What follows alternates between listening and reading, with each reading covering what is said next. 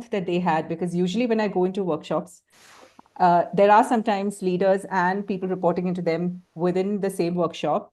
And often there seems to be a slight guard, right? I mean, people are not that open when it comes to being around the people they report into. But this is completely different. It was so human, so genuine, so warm. And Roydon came across as this leader who was very quiet, very observing, the kind of leader who would speak at the last, who would allow everybody else to contribute. And then suddenly Roydon picks this topic, which is politics and power and organization. And I was like, oh, wow, even often outspoken leaders shy away from talking about a topic like this. So I was really excited and still very excited to hear Roydon talk more about this. Just to give a background, Roydon is a senior leader. He's a vice president of talent management and development at Northern Trust. He's been with them for more than 10 years now. He's worked with various other organizations before this. And his initial interest in visual design actually led him to learn more about people. And he also is a learner, a continuous learner. He's right now pursuing his doctorate in the influence of AI in talent development and people management. So over to you, Roy. Very happy to have you here. Thank you so much for your time. Tell us about you, your leadership journey, and take us through it. Thank you, Sushmita, and thanks for this opportunity. And thanks to everyone who have joined today to hear me talk about leadership. So my leadership journey started, I think, at least from the time I can recall. It started when I was doing my college, my graduation at Madras Christian College. So this was about 23 years ago. And I was not somebody who Yeah, who's close by. because I think this is important. It has, Yeah, Saloni, could yeah. you please close your mic? yeah. Thank you. Thank you. Thank you. Yeah, so I was lucky enough to get into Madras Christian College because I didn't score that well in my 12th. And I scored somewhere around 76%.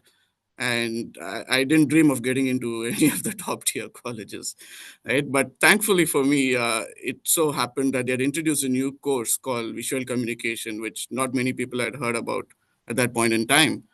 And there were not many applications. So the usual cutoffs, which happened with percentage, just didn't apply, and they actually went with interviews.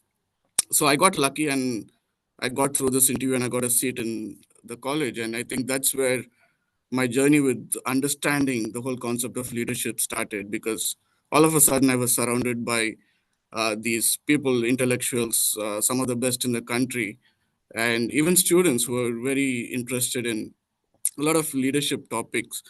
So I got exposed to leadership inadvertently. Like I wasn't looking for inspiration in leadership, or I wasn't even thinking of being a leader in the future or looking at the whole concept of leadership. But just by virtue of landing in an environment which promoted leadership, kind of kick-started my journey. And one of the first things that I remember, the first lessons that have kind of stuck with me, is when we were actually doing an interview with our college principal.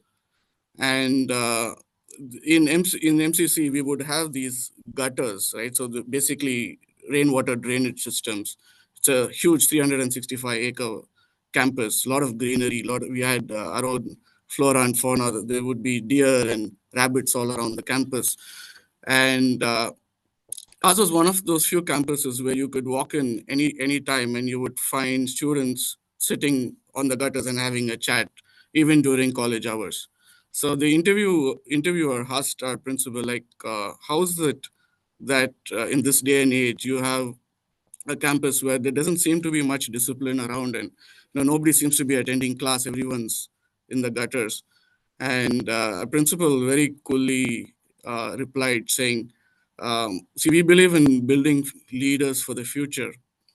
And when you're looking to build leaders for the future, the best way you can build accountability in them is by giving them freedom. And with freedom comes responsibility.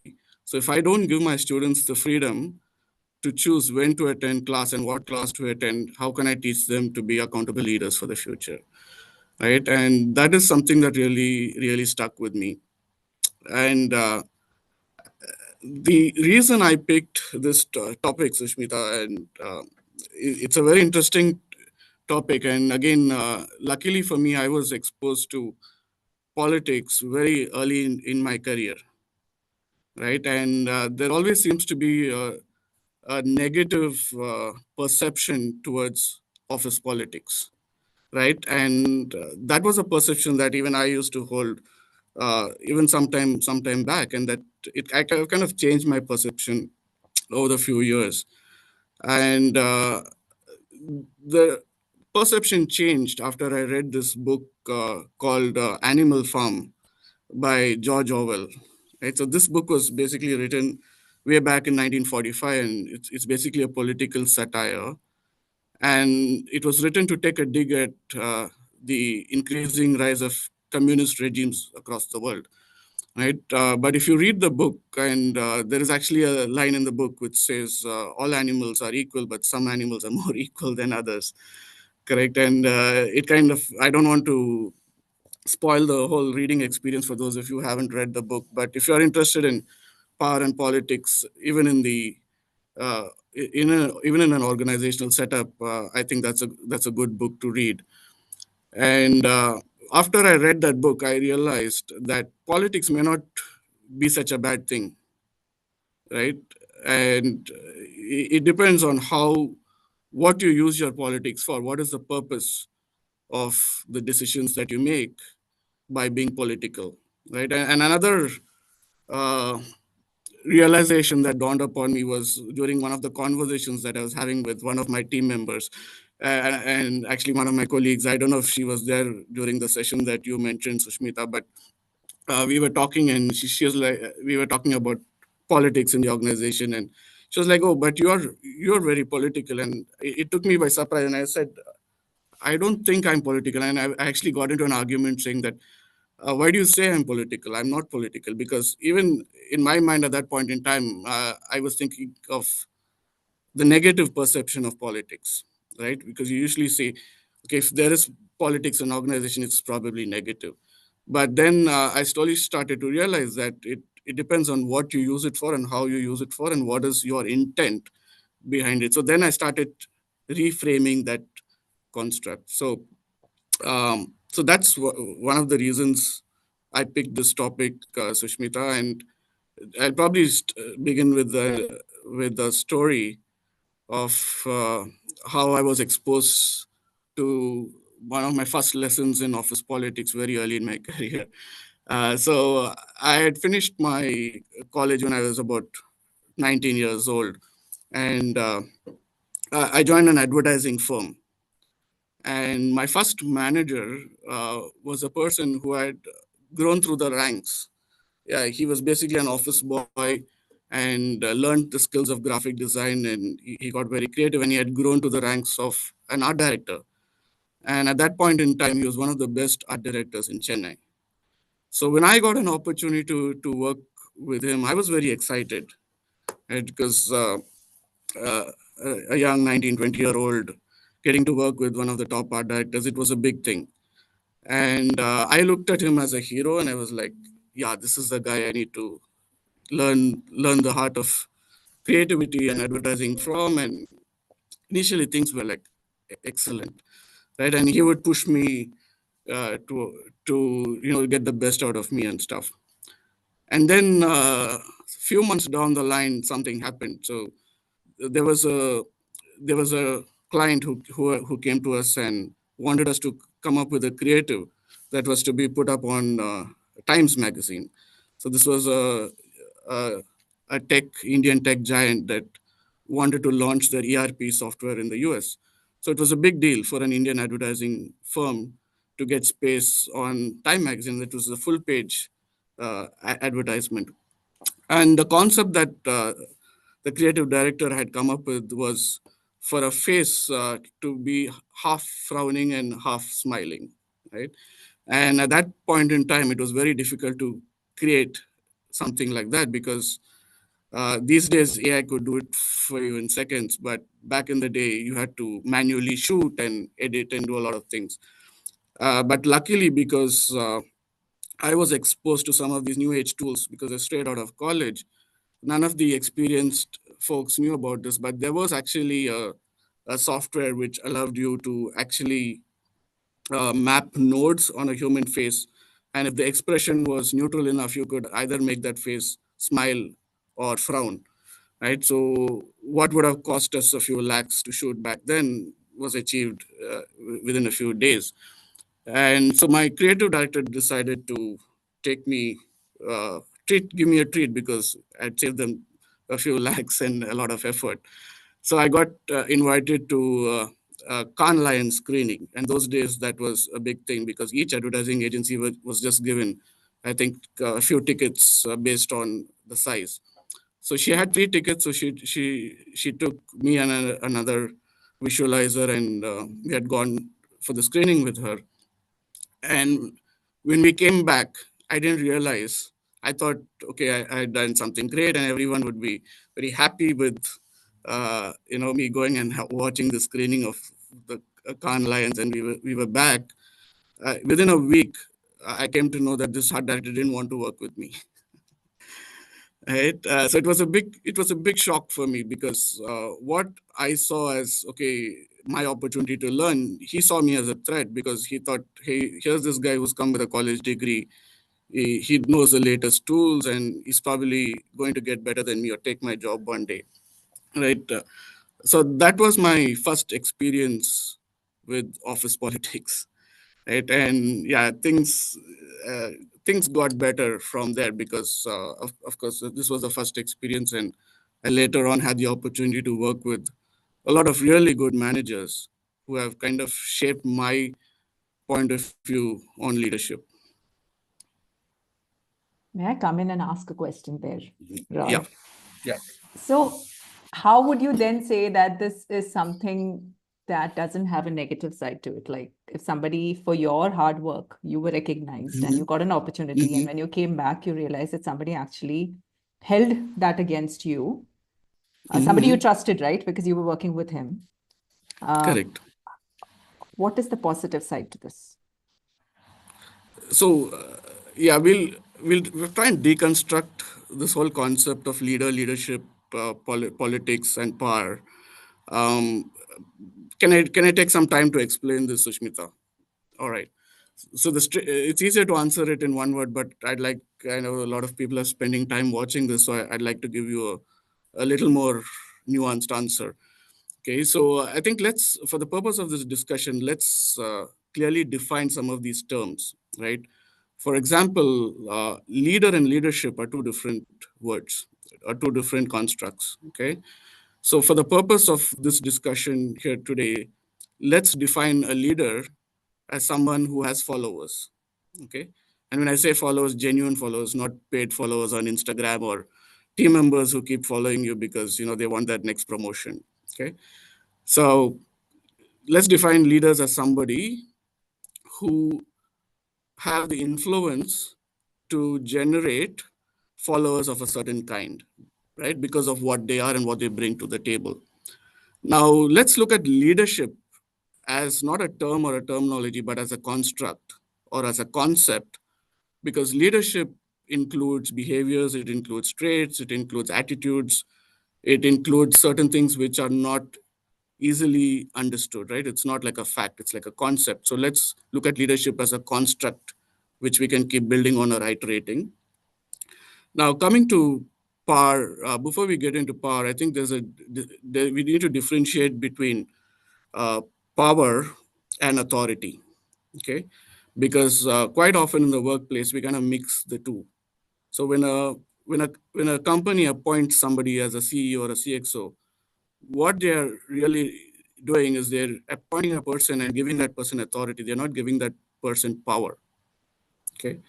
So there's a difference between the two. Power is something that is given to a leader by whom they interact with. Right. So power is something that is exchanged with the leader, and the leader obviously uses the power, but the power is given by a follower. Right. So it is in our hands to give that power to a leader who's in a position of authority. Okay. And the way I would define politics is using that power to influence a decision or a motive or something tangible or intangible for a given purpose. Okay. And now, if that purpose is good and if that purpose is for the right reasons, then you're a good leader, right? Because you're using the power and the politics for a purpose that is righteous, right? Whereas the same leader using the same power given to him by the or him or her or them by their followers, using the same politics to achieve an outcome that is not right, right, or not morally correct, is is the negative aspect of politics which we most often relate to. Does that answer your question, Sushmita? I know it's a long answer, but thought I'll use this opportunity to set the context. Yeah. So what I'm understanding is what you're saying is politics, the word itself is not, I mean, we usually use it to represent something that's not happening right. That is Correct. misusing the power is how we use it, but that's not entirely Correct. what it is. It also has the other Correct. side to it, where you're using your influence in order to get something done, which is for the larger righteous cause. Correct. Because you can also use politics to help somebody in their career. You can use politics to, counter biases in the system, right? So can you give an example to illustrate one of those, Roydon, if something comes to mind, which where politics is used in a way which is, helping the system or helping people? Yeah. So I can give you an example from one of the previous companies I worked with, right? So we were a very large team, over 100 plus employees working in these teams. And of course, because given the size of the team, and it was a new business that had just come into India, and there was a lot of opportunity for progress and promotion. Okay, because it was a growing business, it had just migrated from the US. Talent in India was being trained, mentored, so you didn't have too many people along the whole workflow, right? So you would have somebody from a different industry who was leading the function, and then you would have resources pulled in from engineering colleges and arts colleges, science colleges, from various backgrounds, and trained on upskilling themselves for that particular workflow. Okay. And over a period of time, what I began to notice was that there were a certain set of individuals who were who were not getting their promotions. And we knew for a fact that they were very high performers. Okay. But they were not able to clear their promotions because of a test, right? And this test was being framed in such a way that there was a particular set of individuals who were not able to crack it, right? And of course, there was a certain objectivity to the grading of the test as well, which made it a little more complicated. And this was back in the day, so the whole idea of DNI and inclusiveness hadn't really trickled into the system. Okay, so those were just catchphrases that were used. There were no systems and processes in place at that point in time. But for some of us who were paying attention, we could recognize certain patterns in the bias that was being framed, right? But then how do you overcome this? Because it was a very legitimate process, right? Some people were clearing it and some were not, right? Like going back to the animal farm, right? All animals are equal, but some animals are more equal than the others. But it's the way the whole assessment was kind of framed. And because of that, uh, you know people were at the wrong end of the whole promotion cycle. So I was able to politically maneuver that whole process to ensure that everyone got a fair chance. So I think it's how you use it and what are the outcomes, and those who benefited, yeah, for them it was a positive outcome of the politics that was that was there. Yeah. So you're saying that you used politics in a way where you could pull out the bias from the system so that everybody had a fair chance to go through it. What did you Correct. do when you say you used politics? Like, how did you apply that there? So, see, the first thing was in the process, right? So the process had to be tweaked. Now, if I had to go and say, hey, you're being biased, we need to, change the evaluator, or, give make easier question papers or whatever that is, it would not have served the purpose, right? So I had to maneuver the system in such a way that nobody felt that, their authority was being questioned, or their powers of running the whole promotion process was being challenged, right? So I got myself involved into the process. I suggested certain recommendations, right, using appreciative inquiry techniques, wherein I said, okay, here's what you're doing well, let's improve the process, right? And I use my relationship with some of those people who are running that process uh, to try and tweak the process to what I thought would allow the others to have a fair crack at the interviews, right? So I didn't go up to these people and say, hey, you've created this system which is very biased and it's eliminating a lot of good resources from being promoted. I went up to them and say, hey, let me help you, improve the process that you're running, right? Of course, it takes a lot of thought process, right? It also was easy for me because I had a relationship with those individuals, right? And because of that, I was able to, get the output that I wanted, right? But I never went back to any of them and said, hey, you know what? I use politics to get this done. But now when I reflect on it, that's what I did, right? Going back to this conversation which I had with one of my colleagues, right?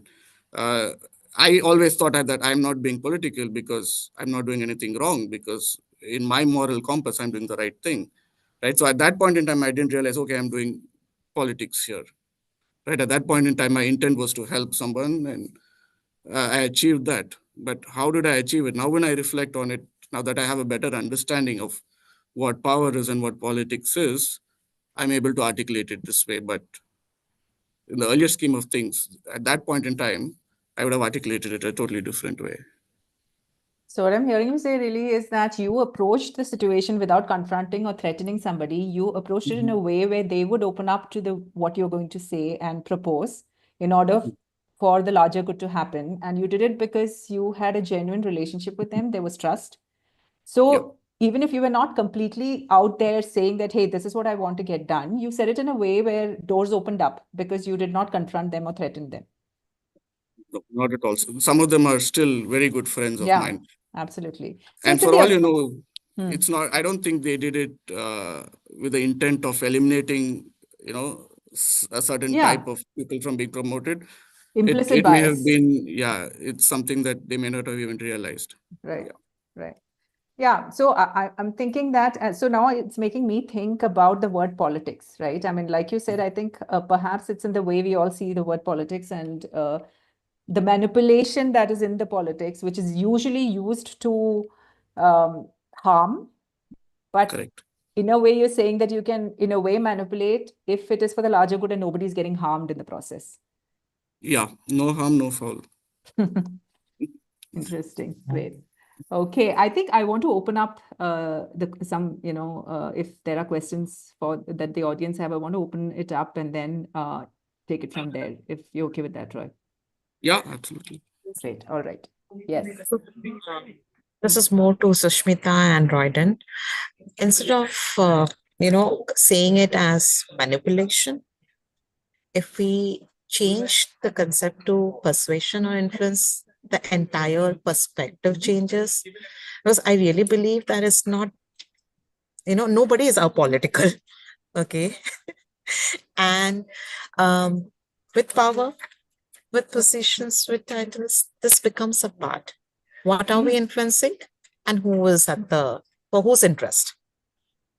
If Correct. that is addressed, so how do you make it clearer to the team also? because whatever we do, it's also being observed by the team sometime. Yeah. So how do we, as based on your experience, you can share that on how do we also influence the team? It's nothing wrong to be political, and also needs time and investment to get or gain that trust to Correct. influence. So how do we bring that emphasis on it?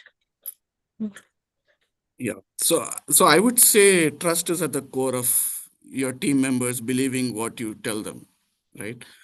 So if you've not built that relationship that is grounded by trust, no matter how genuine you think you are, if the other person, doesn't buy that argument or doesn't trust you with what you're saying or doesn't trust your intent, then it's not going to work, right? But the larger question is, how do you build that trust with your team? Okay, and this is something that takes a lot of time. It's not going to happen overnight. It takes weeks, months, years together to build that trust. And it's building the trust is also relatively easier. Maintaining that trust over a longer period of time is even tougher, right? But what has worked well for me is to begin with is to create this psychological safe environment where everyone can come and talk their heart and mind out to you, right? I've always had instances where some of the folks who worked with me would come and tell me if they're looking out for roles externally, right?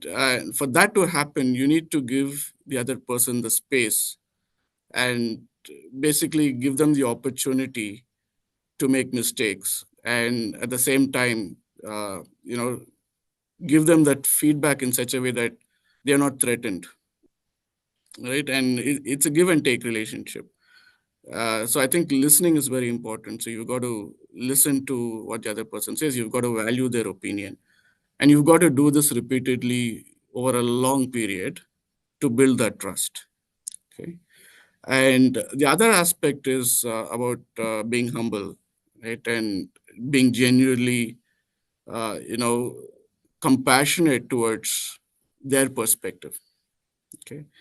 And it's not about, like, for example, the other day we were in a discussion and somebody said we are actually teaching our managers to be more empathetic, right? And empathy is a skill that can be built.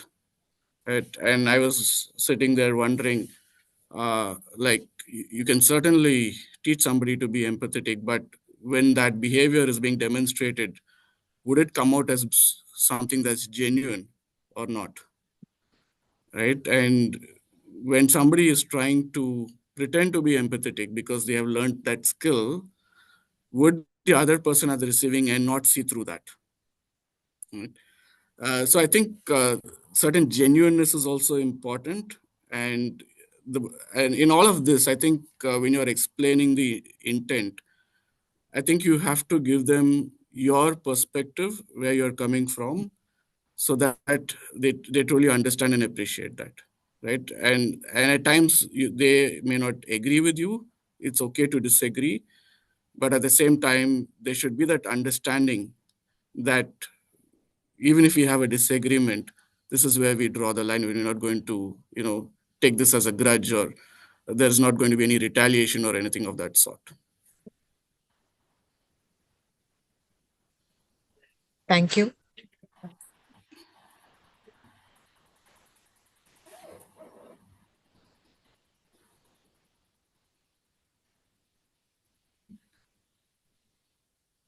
Okay, till another question comes from the audience. I wanted to ask you, Roy, Mhm. have there been situations within the organization where there was, like, you were able to see palpable amount of politics really playing out in a way which was not healthy, Mhm. and you wanted to address it, Mhm. not really necessarily calling out because you probably thought that it won't help, uh, Mhm. but using your power to influence in a very genuine way? Have you been able to really call out and change situations of heavy duty politics within an organization and change for the better? Okay. So the most heavy duty politics that I witnessed is when the ship is sinking, right? And luckily, it was very early in my career, so I was just sitting on the sidelines and watching the fun. So I wasn't at the receiving end of that politics, but it gave me lifelong lessons, right? I really learned a lot from that. And that has actually saved me a lot of sleepless nights much later in my career. And it has also given me, and I'm sure my team, a good mental health balance because I learned from other people's mistakes, right? And the thing with yes, Stephen, Stephen, yeah. Stephen, could you please close your mic? yeah, thanks. So I think the politics in that particular organization was primarily because it was a sinking ship, right? And nobody stood to gain anything by calming the waters, okay? Because it was a free for all. We knew that the organization would cease to exist because of course it was during the 2008 recession, and we were impacted pretty badly. And the politics started because it was a question of who outlasts the other person before we all find a job, right? And in that situation and that environment, the best that you could do, and the best examples that I saw being demonstrated in terms of leadership was people trying to help each other, right? Because at that point in time, there's no point in trying to solve for the politics because each one is going to watch out for themselves. And the whole intent there, even with the leaders who had like very good intentions, was to try and minimize the damage, right? And try and help everybody find a job in another place, right? So I think it's important to kind of gauge the situation uh, when you see that things are becoming too political, or it's becoming a threatening environment. Then for your own psychological balance and your own mental well-being, I think at times it's good to withdraw in such situations. Withdrawing is not a bad ploy. Withdrawing and trying to get yourself out of that situation rather than you getting into the mix and making things worse for either other people or yourself.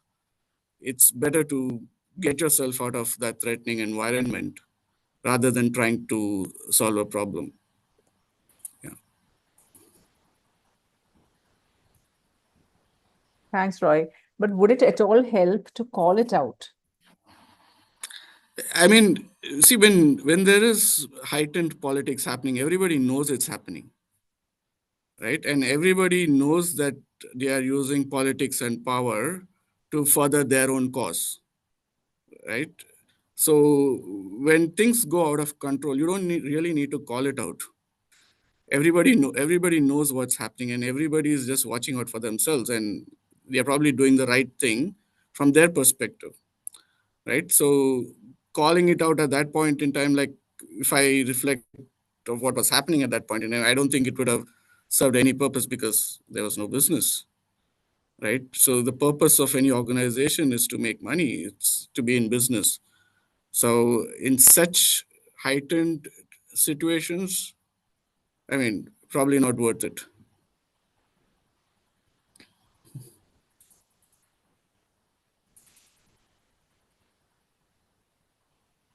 Uh, can I ask Sushmita? Well, Yes, hi. please. Yes, Rajni. Right, and while I agree that like how as a leader can politically bring something good for the I mean the intention is good, you can do that, right? So if someone wants to navigate the politics, right, is it a skill that can be learned, or how professionals can start developing intentionally?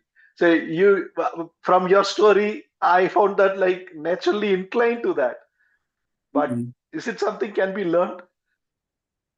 Yes, I think it can be learned, Rajini. I certainly think that politics can be learned, and how do you learn and apply it in the workplace? I think that is the challenge, right? Because I don't think there are too many books written about office politics, right? Or how do you navigate organizational politics, right? Because again, it's something that is very dynamic. It's very agile, right? It differs from one organization to the other, right? So I don't think there is a set principles where you can say, okay, here's how you resolve politics in a particular sector or a particular organization, because the variables are so different, right? So it's very difficult to come up with a solution or a formula.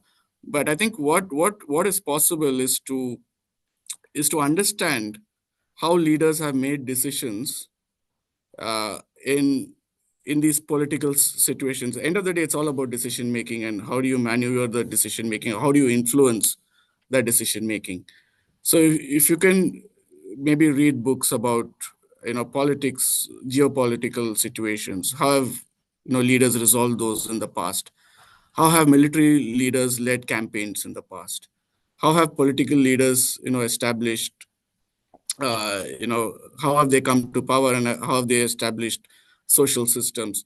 So I think these are certain ideas we can draw from other spaces, other areas of expertise, and that knowledge, that intrinsic knowledge that we get from reading of power and politics in other sectors, can then be brought into our real life situations. I think that's how I have managed to navigate power and politics. Yeah, while saying that, but I found that you got the inspiration from animal form, like in something else, and then you try to see that like how it is sinking that, right? Yeah. No, I didn't get inspired by Animal Farm. Like, I realized that I've been, practicing politics way before Animal Farm, and but the only thing was I didn't realize that it was politics, because at that point in time I was thinking, okay, this is something that I'm doing because this is the right thing to do. Okay, and this is how you do it, and this is, you're standing up for yourself or you're standing up for your colleagues, right? But how you navigate it is what defines the whole politics behind it. Okay, okay. I have one follow-up question. Like, say, sometime back, one of the leader in a known organization reached out to me, asked this. Mhm. So I'm putting it in the form of my question. What would you advise someone who says, "I don't like this politics. Mhm. I just want my work to speak for itself. I Mhm. work, but people are pulling into and pushing, and I get affected." So, what would you advise? See, my whole point of view is that politics is not a bad thing, right? In fact, if you're in an environment where there's no politics, you're not going to be challenged, right? The growth opportunities would kind of minimize if there is no politics. It's good. Healthy politics, I think, is good in organizations. In fact, I think there should be healthy politics. The problem is when the ulterior motive behind that politics is strays away from the purpose, right? So if you have somebody who's a leader who's purpose driven and is using power and politics to navigate through, maybe it's for faster decision making, maybe it's to bypass the red tape, it could be various reasons, right?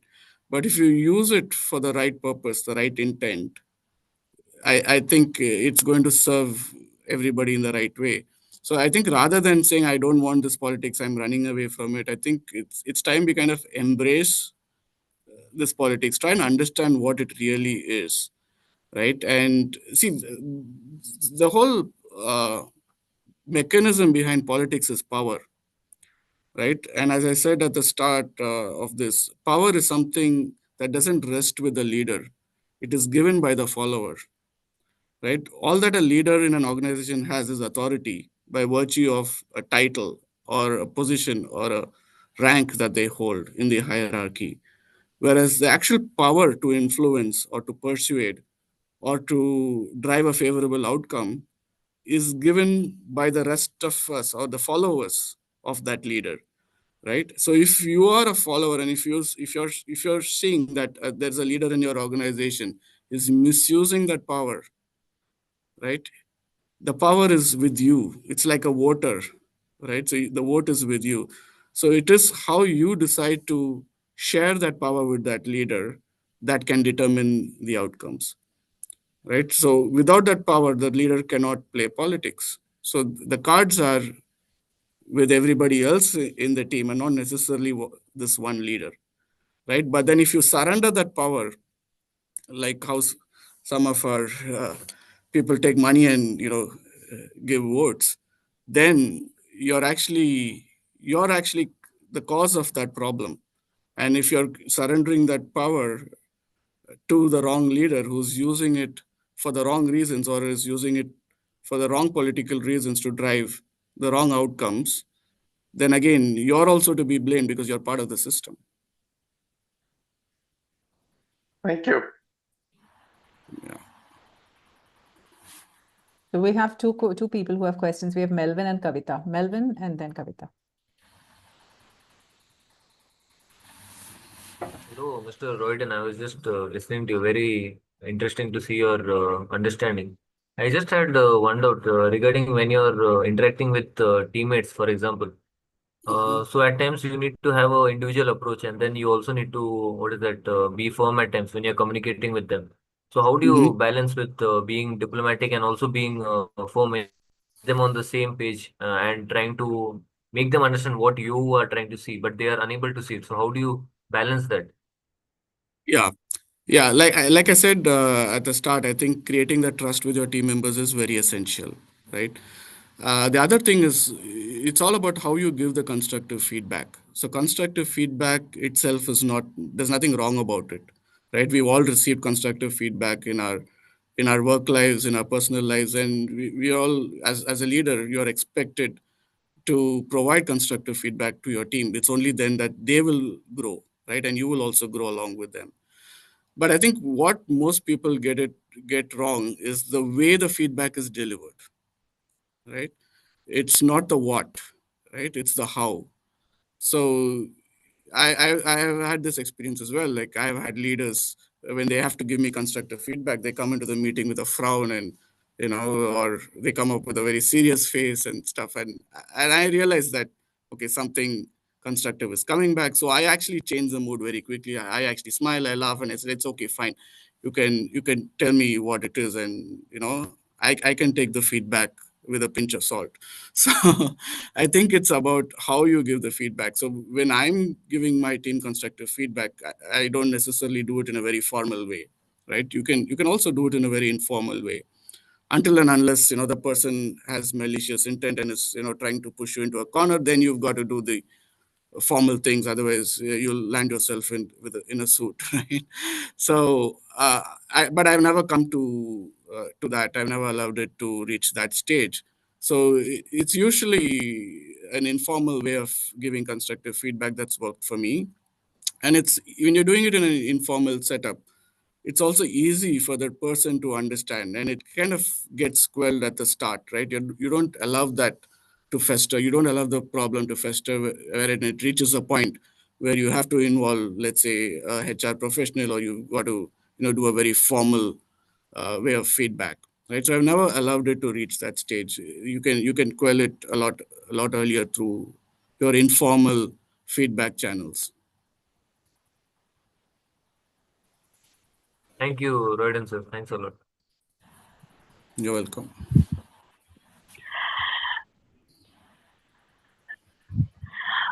May I go ahead with my question? Yeah, thanks. Roy, this is on the heels of what Rajnikant said. How can we teach office politics? It's wordplay at the end of the day, and I'm asking you to disagree with me over here. We don't have Mhm. to say politics, right? We can say strategic influence. We can say, we are teaching you how to be persuasive and so on. So, with wordplay coming into the picture, would it be good to teach people strategy, how to influence, top down, bottom up? Would this work? I don't think you need to do that, because I think it's easier to kind of change people's perception about politics than to go the roundabout way. Because I think, see, we are all adults end of the day, okay, and we are all here for a purpose. We come together in an organization for a purpose, and if you work for a purpose driven organization, you have your goals very clearly set out, right? And when you form a team and you come together as a team, you're there for a purpose. You have your objectives, your goals very clearly set out. So, and given the environment that we are in, the growth opportunities, like even if you take the Indian ecosystem, the Indian workplace ecosystem right now, we are a growing economy. There are a lot of jobs, there are a lot of opportunities, right? So there are growth opportunities for everybody in the team to grow together, right? So there's no harm in calling it out and saying, hey, there is power play at place. At some point, there is going to be competition between peers, right? And it's okay to maneuver your way through by using your own personal power, which could be the power of influence. It could be your professional competence. It could be many things, right? Like there are various sources of power. So it depends what you perceive as your source of power. So I think as long as the guardrails or the rules of the game are very clearly laid, and you don't cross that line and you say, okay, whatever you do to influence the decision making processes within the guardrails of the organization, or the set behaviors or the set processes, policies of the organization, I think that's fair, right? So you can call it out and say, yeah, there at some point in time there is going to be competition, but it's going to be fair competition, and here are the guardrails around which you can make your moves. It's like playing a game of chess, but here are the rules. Fair enough. So if you don't call it politics or if you call it strategic influence, you are in a nutshell saying it is teachable. It is teachable, but my whole question is, why do you want to call it something else when there's a clearly defined term of what it is? Like that in itself is a way of manipulation, right? I agree with that as well, but don't you want to ease into the whole concept and get the acceptance and get it's wordplay at the end of the day. Yes. So if you really want to get a result, Hmm. even say, okay, this is how you can view it because you're presenting both sides. You're either saying Yeah. it's politics or it's strategic influence. It's Hmm. like you said, the ones with the influence are not the leaders, it's always the followers. So if the Hmm. followers are convinced that, I have a view, it could be politics as well as strategic influence, the outcome would be a lot easier and faster to achieve. So it's all teachable Yeah. in a nutshell. Thank you. Yeah. Yeah. I agree. Thanks.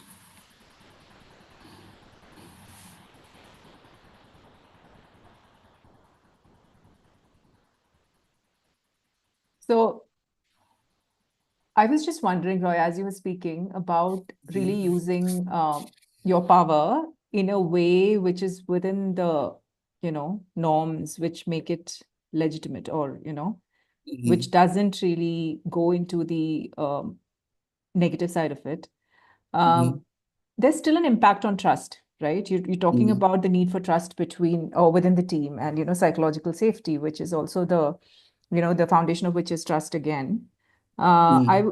Is there an impact that you see in being political, even if it is for the larger good?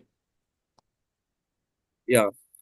See, I think let's look at where this question is coming from, right? It's coming from bad examples, right? I'm sure when you're asking this question, Sushmita, you're thinking of a bad example, correct?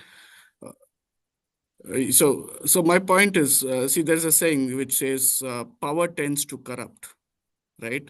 But absolute power corrupts absolutely, right? So, I mean, it's basically in the hands of who you give that power, right? So if the power is in the hands of the wrong person, and that person is corrupted by that power and is using it for their own personal benefit, and it's putting others at a disadvantage, then that is bad behavior, and that needs to be called out, right? So there are no excuses for bad behavior in any organization, and organizations have a policy around how to deal with such behavior, right? So what I'm trying to say here is it's important to keep power and politics. I mean, they go hand in hand, right? But it is very important to map the two with the purpose of why these power games are being played, right? So if the purpose is seen to further a cause or a set of given goals, then I think that's fair play, right? But if individuals are using that for their own benefits or their own corrupt purpose, then that needs to be called out, and you need to put a stop to that. I don't think there should be tolerance for that kind of behavior, right? And I think these days organizations have that process and procedure in place. So it's very difficult for even people with authority to continue to use power adversely and corrupt the system, right? I've seen a lot of people these days are getting called out a lot faster than the past, because I think the millennials and the Gen Zs are a lot more vocal, right? They're a lot more, they show what I call as moral courage, right? They have the courage to come out and say, hey, what you may be the CEO of the company or the CXO of whatever function, but what you're doing is unfair or is biased, right? And thankfully, organizations these days have those mechanisms in place where such things can be, brought to the forefront, and they are investigated and action is taken. Yeah, I feel like the distinction you're making is between being empowered. So power can be in two ways, right? You can be powerful, which can be Mhm. have a bearing on your ego and how you project yourself, or you can Yeah. feel empowered with what you have, and it has a different glow because it comes from within you, and you're able to hold it for other people as well, when you feel Yes. empowered. Correct. Um, yeah, and yeah, I see that what you're saying, and yet I can't stop wondering about this whole word of politics itself. And Mhm. like I fully agree with you that calling it something else might not be useful, because then you're again covering it up with because the discomfort that you have, and yet that word is so widely accepted as a word which has such a negative connotation. I mean, I'm Exactly. probably meeting you. You're probably the only person I've met who says that it is not a bad thing, right? I mean, there may be other people as well. I mean, but and who's able to talk about it in a way which doesn't feel like it's negative. But most people who say politics is not a bad thing would say it in a way which is more about misusing power than feeling empowered, right? Correct. And I feel like when all of us understand it in a certain way at a larger level, I'm wondering if normalizing that, how long it would take, and without normalizing, if we keep saying that if politics is, can be used for the good, um, how are people going to relate with it, and if at all it might have an impact? And I think it is a change that will probably take a long time to come. But yeah, Yeah. I'm just Yeah. wondering about, yeah. But Sushmita, I think a large impact that's going to, really change the way organizational structures are currently designed is going to be AI, right? And this is a conversation I've been having with a lot of colleagues in the industry, wherein we are trying to gauge the impact of AI on power and politics in organizations. Okay, because with the advent of AI and AI helping with some of the decision making, some of the bias in the system is going to get eliminated automatically, right? And because of that, some of the power that individuals in authority have may be taken away, right, by data driven decision making, or the AI bots giving you a lot more logical reasoning for your decision making, right? Because end of the day, the outcome of the power and politics culminates in a decision that's either favorable or not for a given set of individuals or for a purpose. Correct? Now, when you have decisions that are backed by solid data, rational data, and facts, right? That the whole influence of power in an organization and the ability to use power for these political maneuvers in an organization is going to get challenged, right? So I think over a period of time we will see these power dynamics in organizations and even the politics within organizations change for the better or the worse. We don't know, but it'll be interesting to see with AI coming in to the workforce, right? I think AI is going to be part of the workforce, not not just augment the workforce, especially with agents, AI agents now being produced. I think there are over 1 billion AI agents already. So I think that's going to be interesting. Will AI play power and politics with human beings? I think it's an interesting hypothesis to test in the future. You say it is interesting. I already am like alarm is going inside my head with that question. Well, I Yeah, see because see, sorry, some go. of these AI models are basically trained on data that is generated by human beings, right? So if there was power and politics behind some of the decision making that we have made in the past, and these AI models have been trained on those decisions, it's quite possible that just like how bias is there in some of the AI programs, power and politics could be a part of AI decision making as well, right? So that's an interesting lens. It needs to be studied a lot thoroughly, but just a thought that I thought I'll share. Yeah. Wow. Well, I see Santosh is here and he's opened his mic and I'm sure he has a question and I'm glad to see him. Santosh, you do have something to say. You have to. I have, if I was listening for more. Now, I I just could only get in now. I was not there. Yes.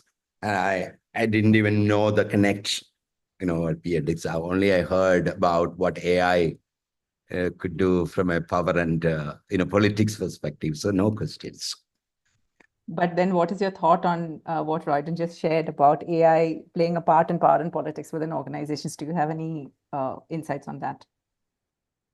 My bigger question has been that I strongly believe in the power of AI. Maybe first time when we heard is when the chat GPT came, it can create some text. Now we know with the deep research, it can come up in 15 minutes, a deeply researched paper, which is. And everybody predict that in the entire processes in organization, each agent will do, and you just have to just oversee. And in near future, they are expecting some 30% advantage in terms of economic.